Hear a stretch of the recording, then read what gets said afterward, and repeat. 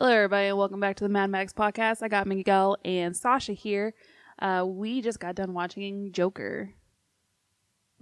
Yes, and you're going to mention the fact that this first piece is our non-spoilerific review?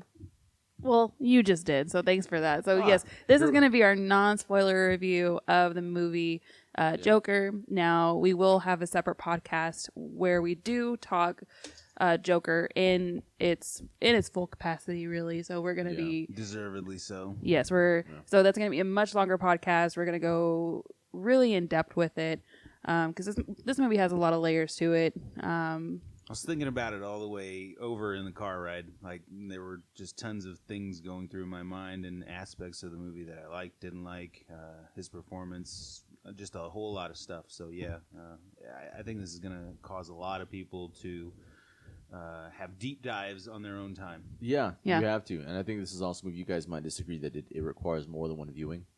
I agree. I think you actually need to go see this by yourself. I think it's a different experience to see it by yourself, and that's what I maybe want to do. Is to just really, I'm really interested to know why y'all think y'all need to go see it by yourself. It's going to be a different experience. It inevitably is. So we'll save that for the. I guess we'll save that for the spoiler review. Have to. See how hard this is going to be. Yeah. So this review is going to be up first, a non-spoiler review. We're going to try to have this up tomorrow. Tomorrow will be Friday, the 4th. Yes, Friday the 4th of July, right? Because it's 125 degrees outside still. You ever know? Well, in Texas. Yeah. And then we'll have hopefully the complete spoiler review Saturday afternoonish. So and give people time to see it themselves, have some kind of context. Yeah. Digest, hopefully survive.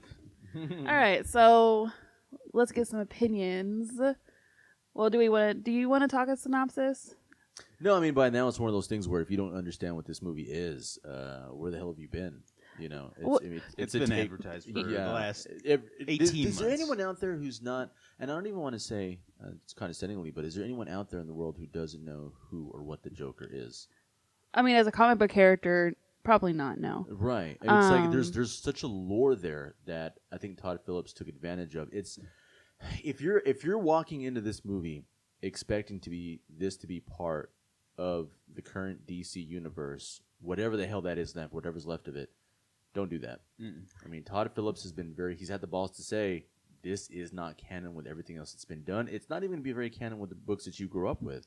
He's taking from the lore of the Joker that we knew growing up. And putting together his own vision of the character development and the origin story of who that person was, the movement that he brought with him.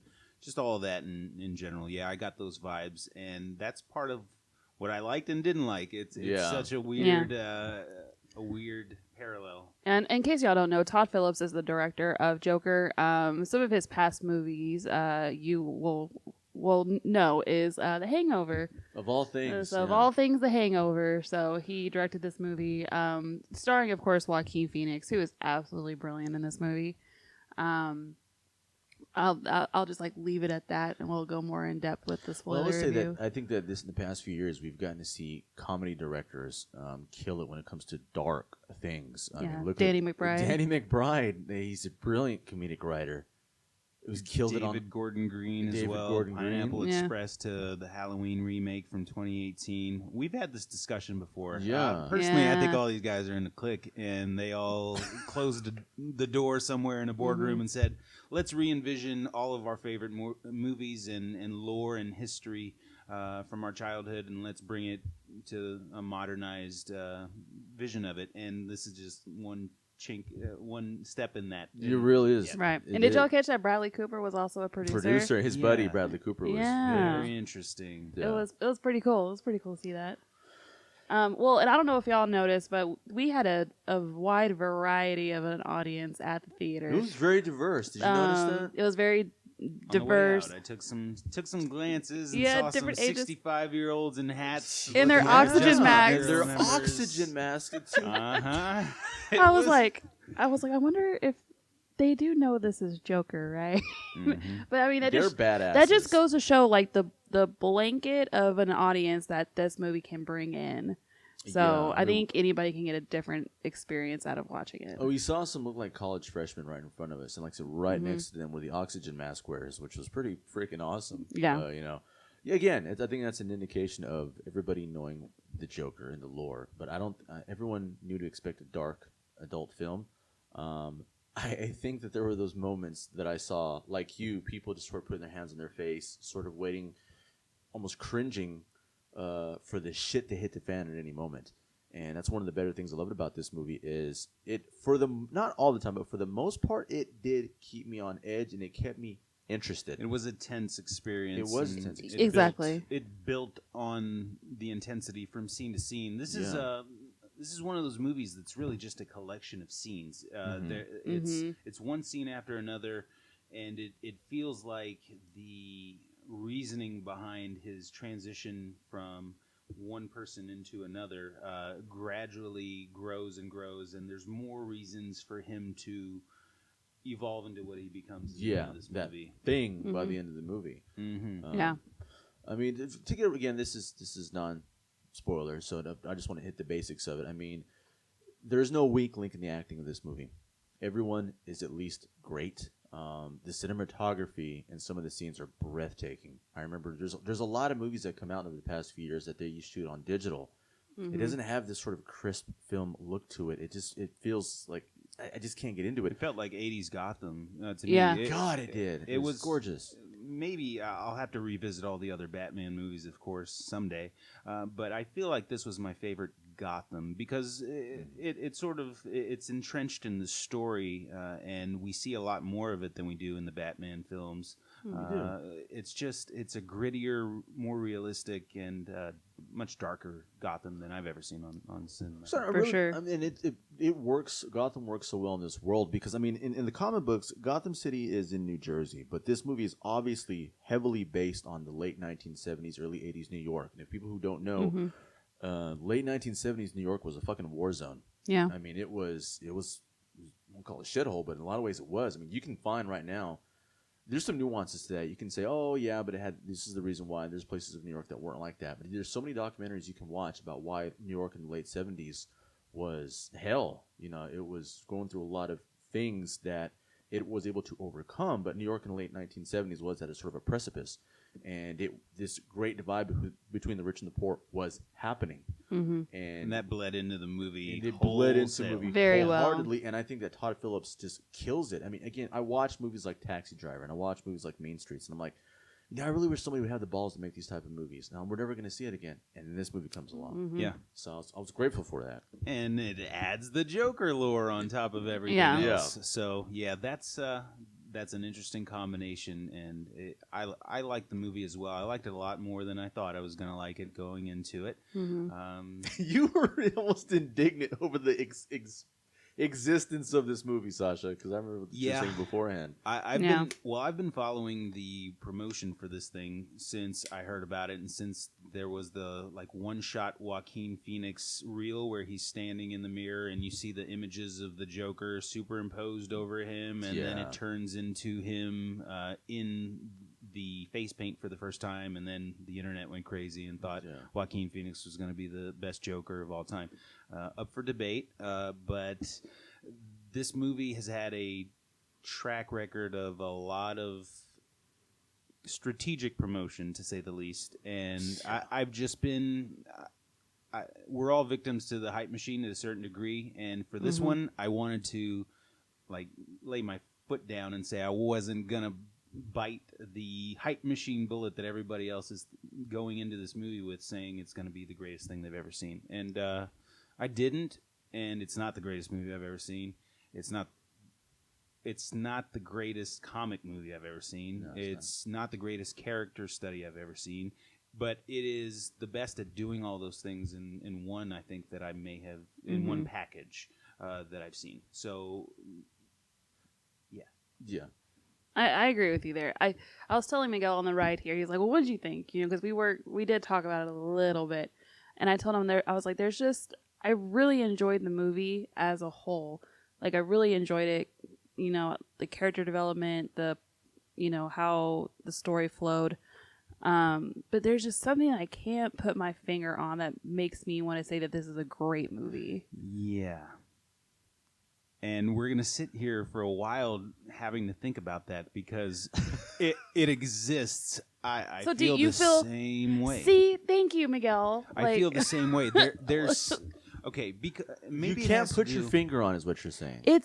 Well, I can break it down just by talking about the movie in depth, which is not what we're here to do in this review. But in general, I feel that we saw a lot of Joaquin Phoenix as Arthur. And we saw a lot of the motivation behind what turns him into what he becomes. That's great.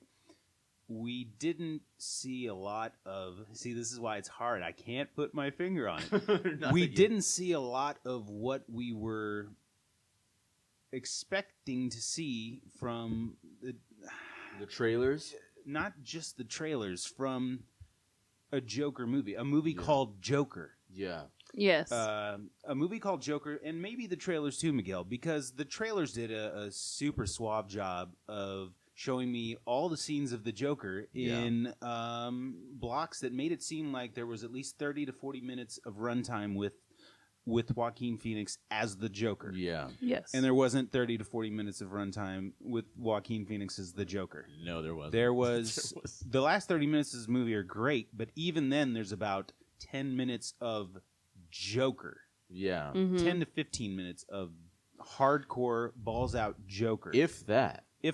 Yeah. And that doesn't necessarily rub me the wrong way because I understand the rest of the movie and how it worked up to that point. But it makes me want to see Todd Phillips do a follow-up to this. I agree. Where Joaquin Phoenix is the Joker for 120 minutes. Yeah. Right. I feel that too. It's like I've suffered through this with a lot of comic movies. The origin story isn't necessary for a lot of us. Yeah. It's just not. A lot of us have clamored for a Joker movie for the longest time. We want to see a Joker movie. We don't necessarily... this is where my angst against this film comes from. I didn't want to see a guy getting beat down by society, hating society, turning into a monster because society didn't understand him, the classism, the mental illness. It's great to see, and it was well executed, and it was exquisitely done by Todd Phillips and written. It was good to see, but I didn't need to see it. It sounds, again, like your indignation is from the point of view of a comic book fan, you know, as a fan of that character and the lore around it. Partly, which, sure. I mean, I get, because that is probably one of the things that I did have a problem in the movie is that we actually got, I think it was like 10 minutes of Joker. You could have called this movie Arthur, and I would have liked it a lot more. That's what she said. That's what I said. And with that, I think we're going to cut it off because we're getting a little deep. So, okay, so on a rating scale, if you were to tell, would you tell your friends about it? Tell them you need to go see it like this weekend on a scale from, are you going to pay full price at the theater, or are you going to tell people, you can wait until it comes out on Netflix, or you can wait until it comes out on Redbox, HBO, or rental. Like, well, Sasha still rents movies. Yeah, from the only keep it alive. Yeah, the only rental place in DFW. We Blockbusters are coming back, Maggie. Hey, if Blockbusters come back, VHSs are coming back too. Listen, I will be there. I have 3 years tenure. We're breaking the hearts of the people who are listening to this because here in Dallas we have a Family Video. I'm not sure if anywhere else in the country. Shout out Family Video. A Family Video that I drove by and is now selling CBD oil. By the way, Family Videos are. So everybody's interested in that. Yeah, there we go. It's gonna stay in business forever. So, anyways, I would say I give definitely not only a full price movie, but I would see it again. To me, this is, as a character study in a drama, it's a 3.5-star movie. It's not 4, it's not perfect, it's not excellent, but it's a pretty damn good movie. Yeah. That I got my money's worth for. That's how I would sum it up. Echoes of Miguel's sentiment. This is a 3 to 3.5 star. I'm going to say the exact same words. Character, story, drama, and it's an interesting look at mental illness as well. And without going in depth, it's a really good solo study of a movie. It's hard for me to say why I don't like it because it's a good movie, but it's not the Joker. There we go. Yeah. That's okay. Yeah, well, we'll talk about it in the next podcast if y'all are curious. So I'm getting heated over. I mean, well, that's I also echo Miguel's sentiments too. Like this is definitely like you need to go see this movie, especially in the theater too. But it maybe I don't know. Maybe there's other people that feel the same way we do. Sasha, we all want to go see it again too. Yes, and like I think because they're showing it in 35 millimeter. Mm-hmm. I think so. That'll be. I'll definitely go see it in 35 millimeter. But still, it is. Yeah, I would say you need to go. I want to go see it again. Definitely a full price for me. Because it's really like I just want to see it again and maybe figure out if I can. Because I have this thing in my head where there's just something that I was missing, and maybe if I see it again, I can put my finger on it, and it's gonna bug the crap out of me until I do. Okay, but what did you give it in terms of? Yeah, I said full price. Yeah, so it is full go price. see it. I would go full price as well, and we were talking before how we all want to go see this movie again, and I want to see it in different scenarios, different audience scenarios. I want to see it at home by myself. I want to see it maybe in theaters by myself. It's one of those movies that I feel will garner different interpretations the more times I see it. But it's not going to change a couple of aspects that we've already alluded to. That it's not really the Joker movie I wanted personally. Right. All right, everybody. Well, I hope that review was helpful. We didn't try to spoil a lot. If you would like a spoiler review, we will have that up in a day or two. Hopefully either Saturday afternoon, Saturday evening at the latest. If you like this podcast or like this video, please like and subscribe to our channel. Share it with your friends. Leave us a comment. You can call me and Sasha out and say we're stupid if you love this movie. Miguel loved it. I mean, yeah, we can talk about it in the comments, or if y'all have the same opinion, I would love to know, because we can't put our finger on it. Maybe in the next podcast we'll figure it out. I think when we open up the discussion and allow the words to come out, we're going to get to it. Yeah, we'll get to it. So if you're interested in that, stick around, subscribe to the channel, hit the notification bell, and then you'll be aware of when that spoiler podcast comes out. Thanks for hanging out with us, and we'll talk to you again soon.